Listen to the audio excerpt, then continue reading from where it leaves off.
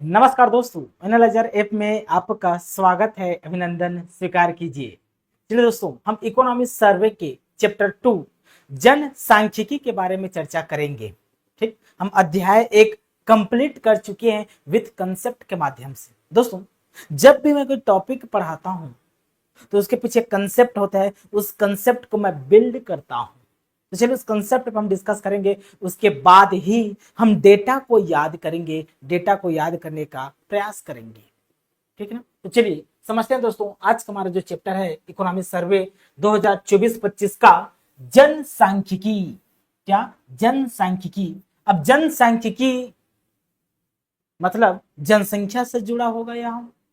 ठीक, देखिए क्या कहता है ये जनसांख्यिकी आंकड़े किसी देश, राज्य मतलब किसी देश की या राज्य या किसी क्षेत्र की जनसंख्या से जुड़ी महत्वपूर्ण जानकारी प्रदान करते हैं। महत्वपूर्ण जानकारी प्रदान करते हैं कौन? जनसांख्यिकी।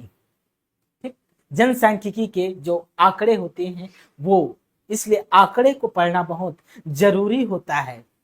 ये आंकड़े सरकार, शोधकर्ताओं, नीति निर्माताओं और व्यवसायों के लिए महत्वपूर्ण होते हैं। तो देखिए, सरकार के लिए भी महत्वपूर्ण होते हैं जनसंख्या का डेटा, और नीति निर्माताओं के लिए जो पॉलिसी बनाते हैं, जो योजनाओं का निर्माण करते हैं, उनके लिए भी यह जनसंख्या महत्वपूर्ण होती है। उसी के आधार पर योजनाओं का निर्माण किया जाता है।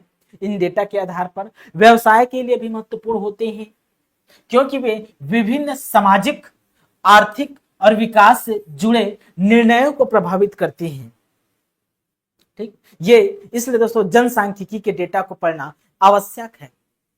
अब जनसांख्यिकी जनसंख्या का ही पार्ट है। जनसंख्या से ही, जनसंख्या का अध्ययन ही जनसांख्यिकी होता है।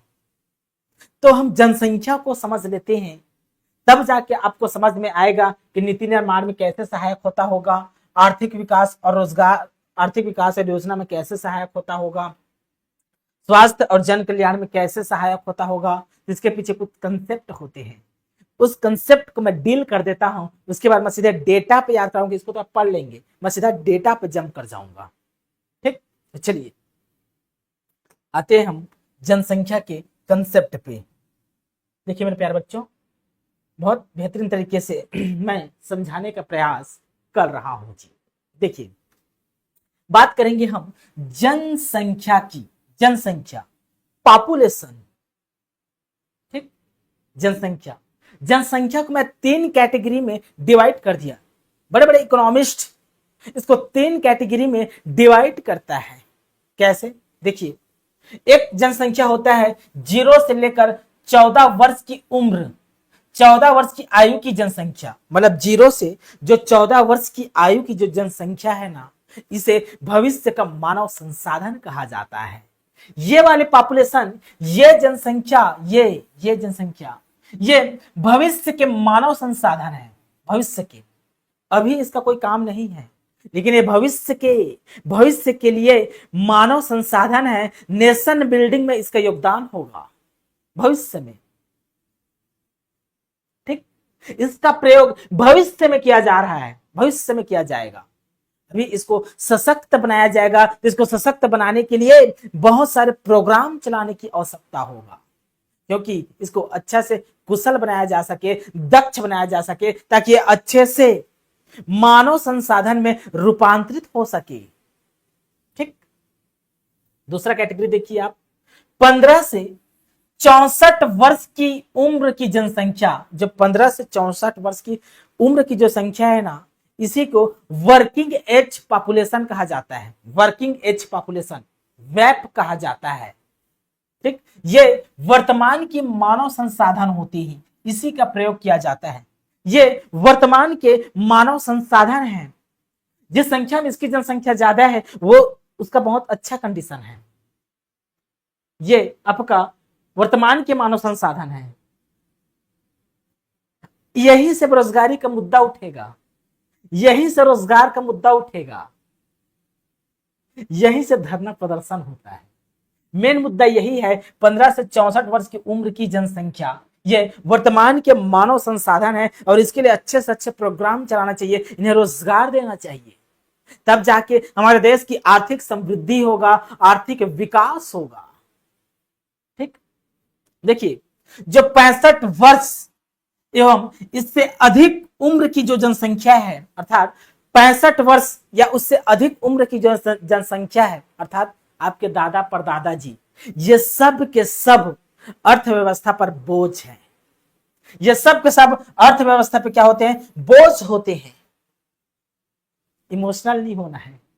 आप अपने दादाजी से प्यार करते होंगे, मैं भी करता हूं, लेकिन एक इकोनॉमिस्ट के नजरिए से आपका सोच को मैं डेवलप कर रहा हूं।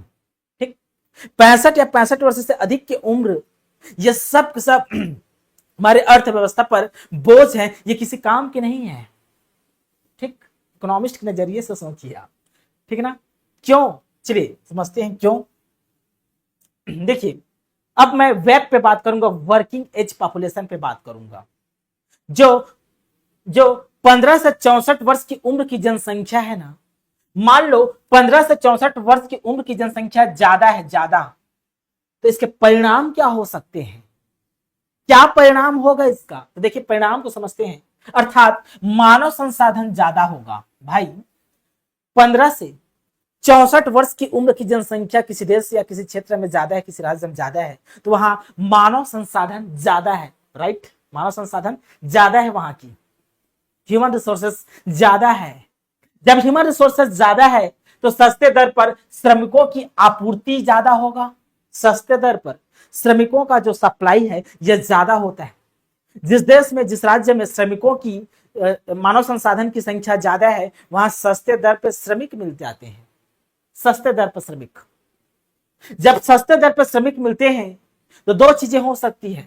निवेश ज्यादा होगा। जैसे मैं बिजनेसमैन हूं, मैं मान लो कोई प्रोड्यूसर हूं, उत्पादक वर्ग का हूं, मुझे सस्ते दर पर श्रमिक मिल रहे हैं, लेबर मिल रहे हैं सस्ते दर पे, तो मैं ज्यादा से ज्यादा निवेश करूंगा, इन्वेस्टमेंट करूंगा ना, तो निवेश ज्यादा होगा। ठीक, निवेश ज्यादा होगा, इन्वेस्टमेंट ज्यादा होगा, तो औद्योगिकरण ज्यादा होता है, औद्योगिकीकरण की ओर अग्रसर होता जाता है। जैसे ही औद्योगिकीकरण ज्यादा होता है तो रोजगार का सृजन ज्यादा होगा। रोजगार का सृजन ज्यादा होता है तो बेरोजगारी में कमी आती है, और बेरोजगारी में कमी मतलब गरीबी में कमी। बेरोजगारी में कमी मतलब गरीबी में कमी, और जैसे गरीबी में कमी आती है तो मांग में वृद्धि हो जाता है जी। जैसे गरीबी में कमी है तो लोग बाजार में जाके मांग करेंगे, डिमांड में वृद्धि हो जाता है। जब डिमांड में वृद्धि होता है तो आर्थिक समृद्धि होता है। आर्थिक समृद्धि के बाद ही आर्थिक विकास को जन्म देता है। ठीक, एक कंडीशन ये। दूसरा कंडीशन, सस्ते दर पर श्रमिक उपलब्ध हो रहे हैं तो उत्पादन लागत कम होगा, प्रोडक्शन कॉस्ट कम होगा। उत्पादन लागत पे ज्यादा खर्च करना नहीं पड़ेगा, प्रोडक्शन कॉस्ट कम। प्रोडक्शन कॉस्ट कम होगा तो जो उत्पाद है वो सस्ता मिलेगा। भाई इसका मान लीजिए मार्कर बनाना है मेरे को, इसका उत्पादन लागत कम है, मतलब ये उत्पाद सस्ता में मिलेगा ना जी। मान लो इसको उत्पादन लागत 12 रुपया, तो हो सकता है इसको 10 रुपया में बेचूं, सस्ता में बेचूं। मान लो इसको उत्पादन लागत 50 रुपया हो गया तो मैं इसको 60 में बेचूंगा ना। तो उत्पादन लागत कम होने से उत्पाद सस्ता हो जाता है। जब उत्पाद सस्ता होता है तो बाजार में मांग में वृद्धि होगा। भाई कोई भी उत्पाद सस्ता हो और अच्छा हो तो मार्केट में उसका डिमांड बढ़ जाता है। ठीक, तो बाजार में मांग में ज्यादा, जब बाजार में मांग ज्यादा होगी तो निर्यात की संभावना ज्यादा होगा। निर्यात की संभावना ज्यादा, विदेशों में भी निर्यात किया जाएगा, फॉरेन में। तो जब विदेशों में निर्यात किया जाएगा तो विदेशी मुद्रा की प्राप्ति, विदेशों में निर्यात करेंगे तो भारत में विदेशी मुद्रा का आगमन होगा, अर्थात भारत में विदेशी मुद्रा भंडारण बढ़ेगा। जब विदेशी मुद्रा भंडारण बढ़ता है तो आधारभूत संरचना का क्या होता है जी? विकास होता है। जब आधारभूत संरचना का विकास होता है दोस्तों, हम योजनाओं में खर्च कर सकते हैं, हम ग्रामीण व्यवस्था को, ग्रामीण अर्थव्यवस्था को मजबूत कर सकते हैं। ये रहा दोस्तों आपके वर्किंग एज पॉपुलेशन की फायदा। मान लो कम हो गया तो इसके विपरीत ले लीजिए। मान लो यहां ज्यादा, इसको मैं कम के नजरिए से सोचूं तो इसके जस्ट विपरीत होता जाएगा, विपरीत।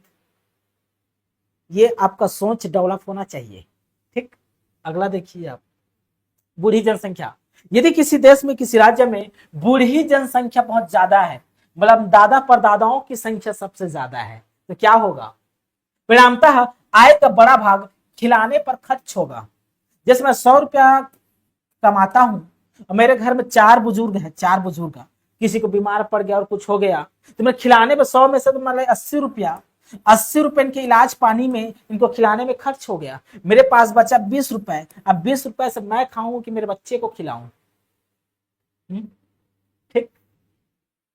परिणामतः आय का बड़ा भाग खिलाने पर खर्च होता है, जिससे क्या होगी? बचत कम होगी, सेविंग कम होगा। जब सेविंग कम होता है तो निवेश कम होगा। जब निवेश कम होता है तो औद्योगिकरण कम होगा। औद्योगिकरण कम होता है तो पूंजी का निर्माण कम होता है, कैपिटल फॉर्मेशन कम हो जाता है। जब कैपिटल फॉर्मेशन कम हो जाता है तो आर्थिक समृद्धि में गिरावट आ जाती है, इकोनॉमिकल ग्रोथ में डिक्लाइन हो जाता है, आर्थिक विकास भी नहीं हो पाता।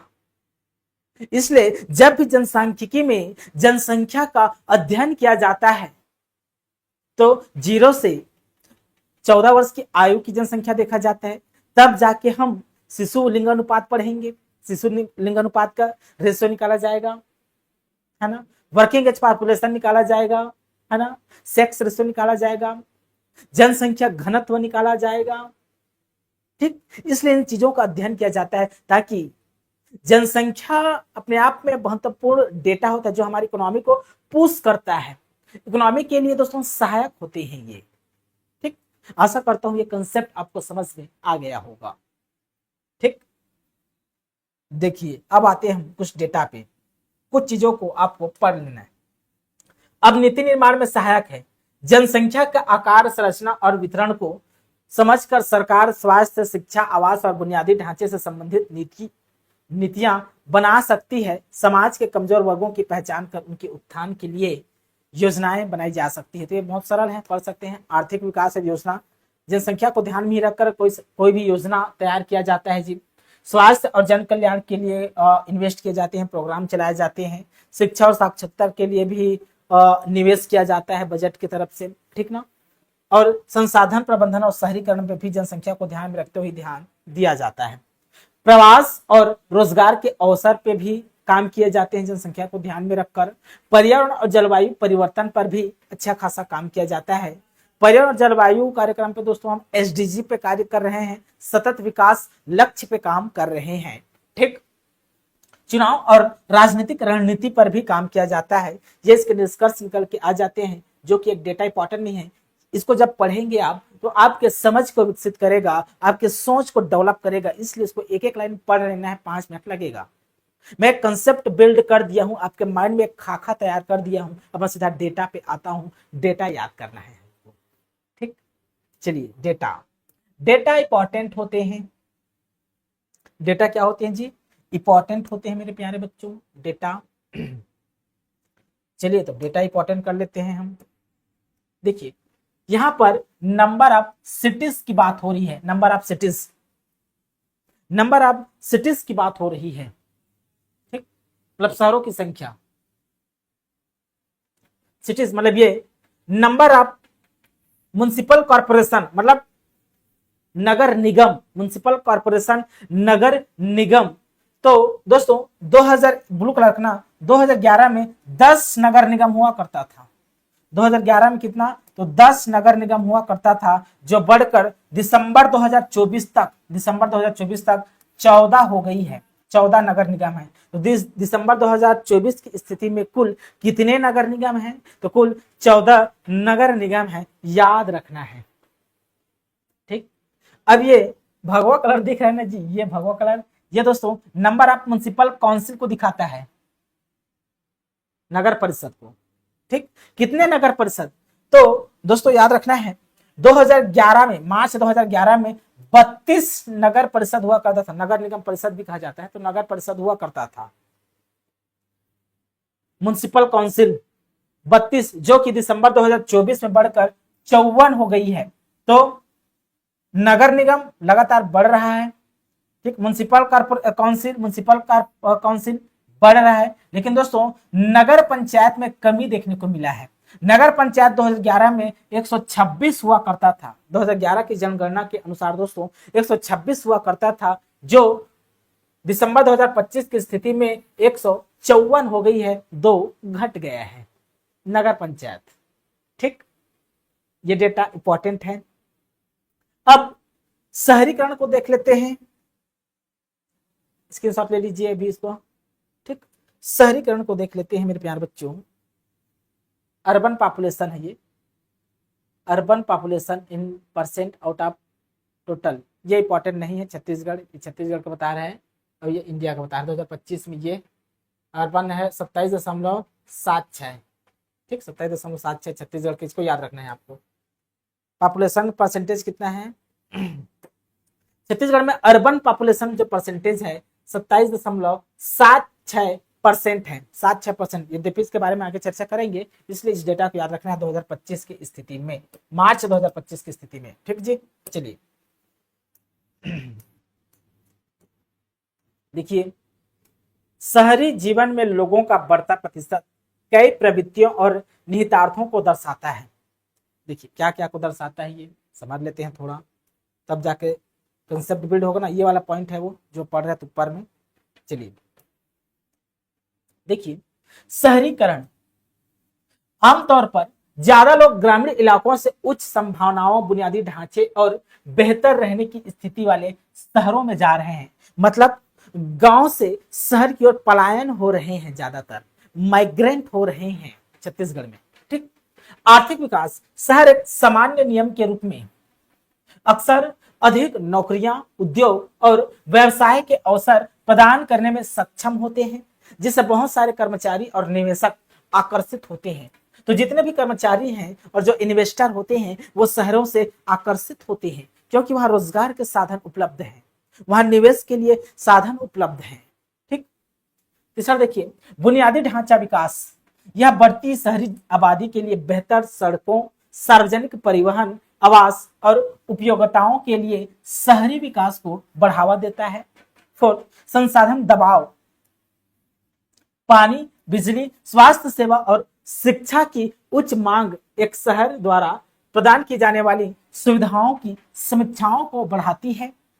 5, जीवन शैली में बदलाव भी होता है इससे। शहरीकरण संस्कृति, उपभोग के पैटर्न और सामाजिक व्यवहार को बदलती है। ये हमारा जो सामाजिक व्यवहार है, सोशल बिहेवियर है, इसको चेंज करती है शहरीकरण। ठीक, स्मार्ट शहर प्रौद्योगिकी विकास, सरकारों द्वारा स्मार्ट बुनियादी ढांचे, डिजिटल सेवाओं और शहरी योजना नियोजन समाधानों में निवेश शुरू करने से नई संभावनाएं उत्पन्न होती है। ये कंसेप्ट है, ये मेंस के लिए काम आएगा, लेकिन आपको कुछ कुछ कंसेप्ट बिल्ड होना चाहिए, तब जाके आपका सोचने का तरीका। देखिए कुछ चीज एग्जाम में ऑब्जेक्टिव में भी पूछा जाता है, तो आपके समझ से क्वेश्चन पूछा जाता है बहुत ही लॉजिकल तरीके से। ठीक, इसलिए मैं कंसेप्ट को बिल्ड करना चाहता हूं। देखिए समझते हैं, ये वाला डेटा इंपॉर्टेंट है। राज्य स्थापना के समय वर्ष 2001 में छत्तीसगढ़ में शहरी क्षेत्र स्थानीय निकायों की संख्या 75 थी। मतलब शहरी क्षेत्र कितना हुआ करती थी, तो 75। 2001 के समय 75 थी शहरी जनसंख्या, तथा दिसंबर 2024 तक संख्या बढ़कर 192 हो गई है, 192। तो हमारे छत्तीसगढ़ में शहरी क्षेत्र दिसंबर 2024 तक कितने हैं, तो 192 शहरी क्षेत्र हैं। छत्तीसगढ़ में कुल 192 शहरी क्षेत्र हैं, याद हो जाना चाहिए। अभी वर्तमान में 192 शहरी क्षेत्र हैं जी छत्तीसगढ़ में, शहरी क्षेत्र हैं हमारे छत्तीसगढ़ में 192। ठीक, इसी प्रकार छत्तीसगढ़ राज्य की शहरी जनसंख्या का प्रतिशत वर्ष 1901 से लगातार वृद्धि प्रदर्शित है। मतलब 1901 से लगातार जनसंख्या, शहरी जनसंख्या में वृद्धि देखने को प्रदर्शित किया गया है, छत्तीसगढ़ में वृद्धि हो रही है। ठीक, मार्च 2025 में छत्तीसगढ़ राज्य की शहरी जनसंख्या कुल जनसंख्या का 27.26% है। मतलब 100% हमारे छत्तीसगढ़ में रहते हैं ना, 100%। इस 100% में से 27.26% कहाँ रहते हैं जी, तो ये आपके शहर में रहते हैं। मतलब लगभग मोटे मोटे तौर पे बोलो तो 30%। मतलब 27.26% शहर में निवास करते हैं, जबकि 70% एक बड़ी आबादी गांवों में रहती है। दोस्तों छत्तीसगढ़ में आज भी जनसंख्या की बड़ी आबादी गांव में रहती है, ग्रामीण क्षेत्र में रहते हैं। ठीक, यह राज्य की सर्वांगीण विकास की ओर अग्रसर बताती है। ठीक, चलिए यहां तक समझ में आ गया होगा। डेटा को याद रखना है मेरे प्यारे बच्चों। चलिए आगे बढ़ते हैं हम। देखिए, तहसीलों और जिलों की संख्या में वृद्धि कुछ बदलते रुझानों और प्रशासनिक पहलुओं को भी संकेत कर देती है। देख, अभी हाल ही में 33 जिला हुए और अभी वर्तमान में दोस्तों 251 तहसील हैं। 251 तहसील हैं। ये क्या बयां करती है, ये क्या चीज को रिप्रेजेंट करती है? क्यों जिलों की संख्या बढ़ाया जा रहा है या तहसीलों की संख्या बढ़ाया जा रहा है? यह प्रशासनिक सरलीकरण का एक पार्ट होता है। प्रशासन को सरल करना हो तो इसको डिसेंट्रलाइज कर दो। ठीक, इसका कारण यहाँ पर दिए हुए हैं, क्योंकि अभी दो बदलते जो समय है, बदलते तहसीलों का है, बदलते जिलों का समय से हम गुजर रहे हैं। ठीक, ये पढ़ना इंपॉर्टेंट है। तहसीलों और जिलों की संख्या में वृद्धि कुछ बदलते रुझानों और प्रशासनिक पहलुओं का संकेत भी देती है, जैसे जनसंख्या में वृद्धि। जनसंख्या के आकार में वृद्धि से पहले से मौजूद तहसीलों और जिलों का आकार इतना बड़ा हो जाता है कि उन्हें प्रभावी ढंग से प्रबंधित नहीं किया जा सकता। मान लो किसी जिला में जनसंख्या बहुत ज्यादा है तो उसे प्रभावी ढंग से प्रतिबंधित मैनेजमेंट नहीं किया जा सकता, इसलिए नए जिलों का निर्माण कर दिया जाता है, नई तहसीलों का निर्माण कर दिया जाता है। प्रबंधित नहीं किया जा सकता। विभाजन का एक बड़ा हिस्सा बेहतर शासन और सार्वजनिक सेवाओं के लिए क्षेत्रों और स्वायत्तता में निहित होगा। ठीक, तो बढ़ती जनसंख्या एक कारण है। प्रशासन का विकेंद्रीकरण भी एक कारण होता है। ठीक, ताकि इस प्रशासन को सरलीकरण किया जा सके। आर्थिक विकास, औद्योगिकरण विकास, ये डेटा पढ़ लेना, मेंस पे काम आएगा। बाकी मैं डेटा जो बोल रहा हूं इसको आपको याद करना है। देखिए,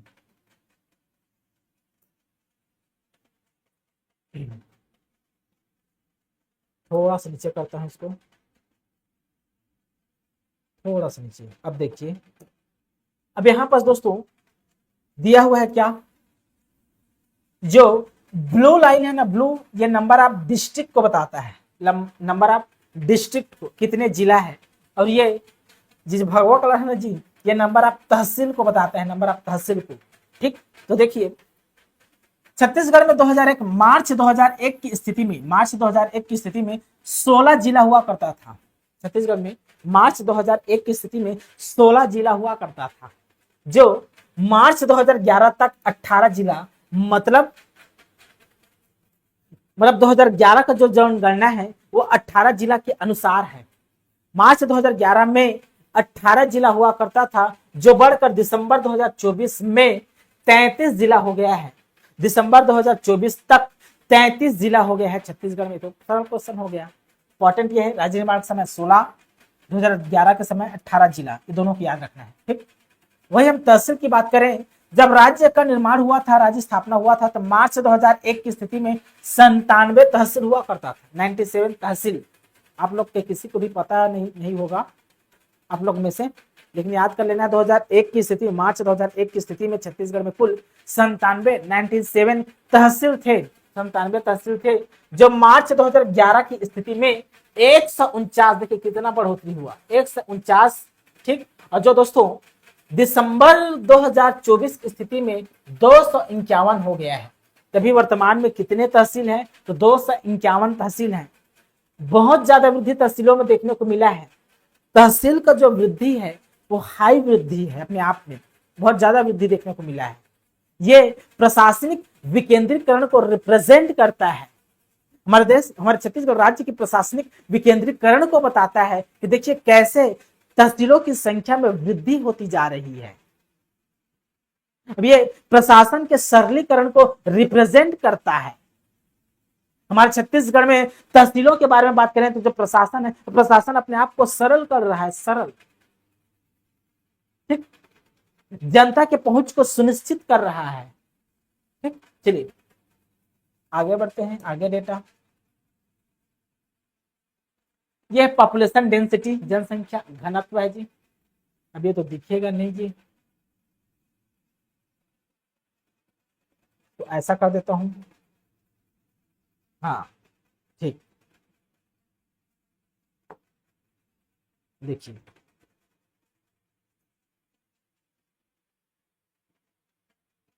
देखिए बोल रहे हैं दोस्तों, जनसंख्या घनत्व, जनसंख्या घनत्व क्या होता है, तो प्रति किलोमीटर में, प्रति किलोमीटर, प्रति किलोमीटर में रहने वाले, रहने वाले व्यक्ति की संख्या है, प्रति किलोमीटर रहने वाले व्यक्ति की संख्या ही जनसंख्या घनत्व कहलाता है। ठीक, जनसंख्या घनत्व, देखिए सबसे ज्यादा जनसंख्या घनत्व कहाँ है, तो याद रखना है आपको, रायपुर में। रायपुर की जनसंख्या घनत्व 960 है। पॉपुलेशन डेंसिटी मार्च 2024 तक कितना है, तो 960 है, सबसे ज्यादा रायपुर 960।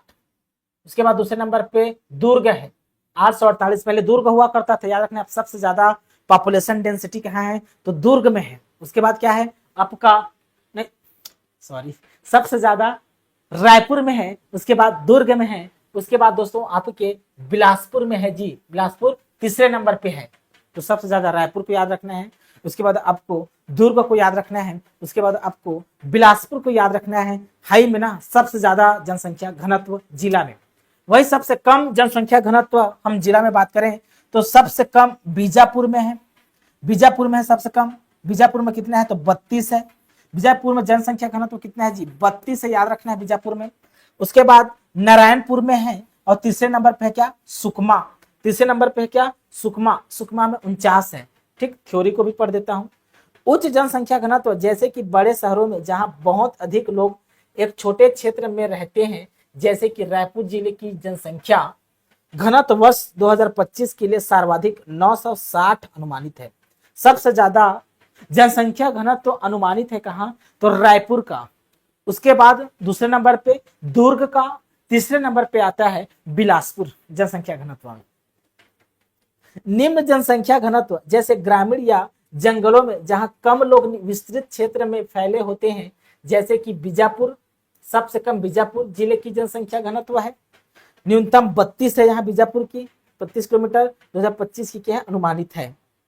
ठीक, तो देखिए कैसे याद करना है, तो सबसे ज्यादा मैं चार्ट बना देता हूं यहाँ पास, जनसंख्या घनत्व, जनसंख्या